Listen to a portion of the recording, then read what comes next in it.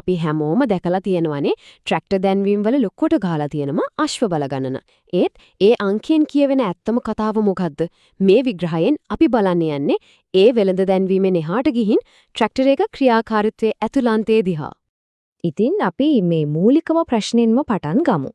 ට්‍රැක්ටරයක් අශ්ව බල දෙස්සුලයි කිව්වම ඒකෙන් ඇත්තටම අදහස් වෙන්නේ මොකක්ද? ඒක නිකම්ම එන්ජිනේ බලයද එහෙමත් නැත්නම් ඊට වඩා සංකීර්ණ කතාවක් මේක පිටපස්සේ තියෙනවද? මෙන්න මේක තමයි වැදගත්ම කාරණාව. ට්‍රැක්ටර් එක ඇත්තම වැඩ කිරීමේ හැකියාව තීරණය වෙන්නේ එන්ජින්ෙන් විතරක්ම නෙවෙයි. ඒක යන්ත්‍රයේ තියෙන විභවයයි, ඒක වැඩ කරන සැබෑ පරිසරයයි, ඒ කියන්නේ කුඹුරේ පසේ ස්වභාවයයි කියන දෙකේම එකතුවක්.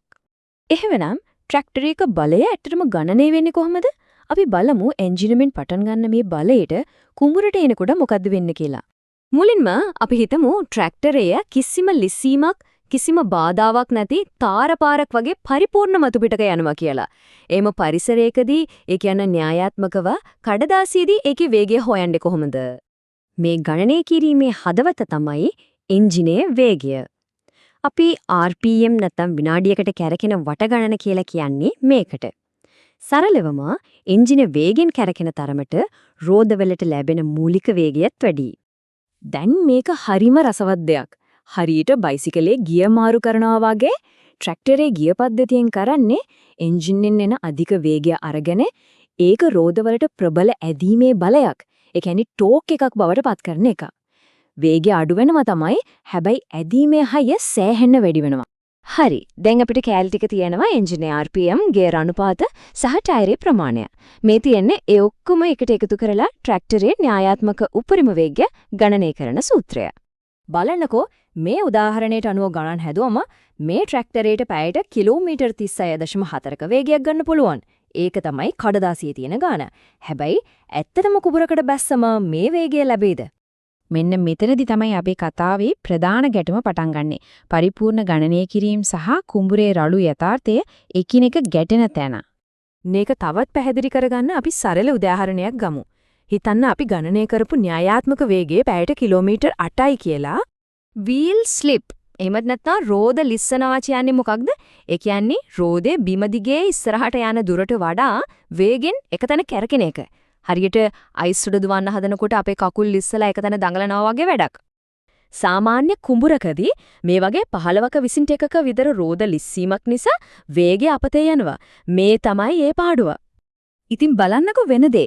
අර 15.5ක ලිස්සීම නිසා අපි හිතාගෙන හිටපු පැයට කිලෝමීටර් 8ක වේගය ඇත්තටම පැයට කිලෝමීටර් 6.8ක් දක්වා පහළ බහිනවා. එක පාරටම පැයට කිලෝමීටර් 1කට වඩා වේගයක් නැති වෙලා. සැබෑ වැඩබිමකදී ඒක ලොකු වෙනසක්. වේගයට වගේම තමයි එන්ජින නිපදවන සම්පූර්ණ බලයටත් වෙන්නේ. ඒ බලයත් නඟුලක් වගේ උපකරණයක් සම්බන්ධ කරන ඩ්‍රෝබාර් එකට එනකොට සැලකිය යුතු ප්‍රමාණයක් අඩු වෙලා ඉවරයි. මේ බලය දිය වෙලා යන හැටි බලන්න අපි පටන් ගන්නේ කිලෝවට් 100කින්. හැබැයි ගිය පද්ධතිය හරහා යද්දිම ඒකෙන් 15% නැති වෙලා 85ට බහිනවා. ඊට පස්සේ රෝද ලිස්සනකොට තවත් බලය අපතේ ගිහින් අන්තිමට නඟුල අදින්න ඉතුරු වෙන්නේ කිලෝවට් 79.7ක් වගේ ප්‍රමාණයක්. මුළු බලයෙන් 30%කටත් වඩා අපතේ. ඉතින් මේ අන්තිමට ඉතුරු වෙන ඇත්තටම වැඩට යොදවන්න පුළුවන් බලයට තමයි අපි කියන්නේ ඩ්‍රෝබාර් පවර් කියලා. ට්‍රැක්ටරයක් යන කතා කරද්දී ඇත්තටම වැදගත් වෙන්නේ මේ මිම්ම. එන්ජින් මේ අශ්ව බල ගානටත් වඩා ඩ්‍රෝබාර් එකට යන බලය කොච්චරද කියන එක. හරි. දැන් අපිට ඩ්‍රෝබාර් බලය තියෙනවා.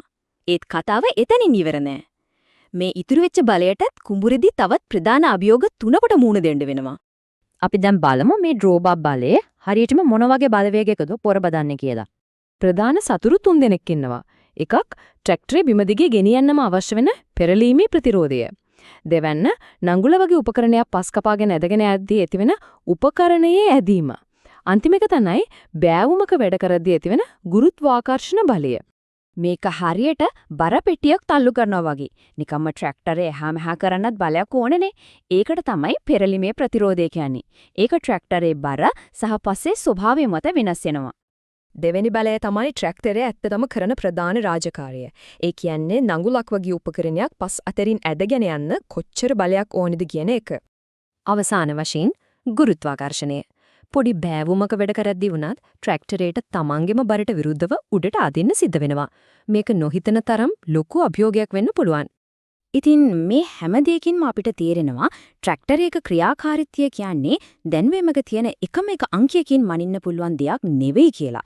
ඒක යන්ත්‍රයේ න්‍යායාත්මක හැකියාවයි සැබෑ ලෝකයේ අභියෝගය අතර තියෙන නිරන්තරයෙන් වෙනස් වෙන ගතික සමතුලිතාවයක්. අවසාන වශයෙන් මේ ප්‍රශ්නේ ගැනත් පොඩ්ඩක් හිතන්න. ඉංජිනේරු විද්‍යාවට මේ විදිහට බලය අපතේ යන හැටි මෙච්චර නිවැරදිව ගණනය කරන්න පුළුවන් නම් අනාගතයේදී මේ අපතේ යාම අවම කරලා එන්ජින් මේ තියෙන හැම බල බින්දක්ම වැඩට යොදවන්න පුළුවන් තාක්ෂණයන් මොනවද වෙයිද?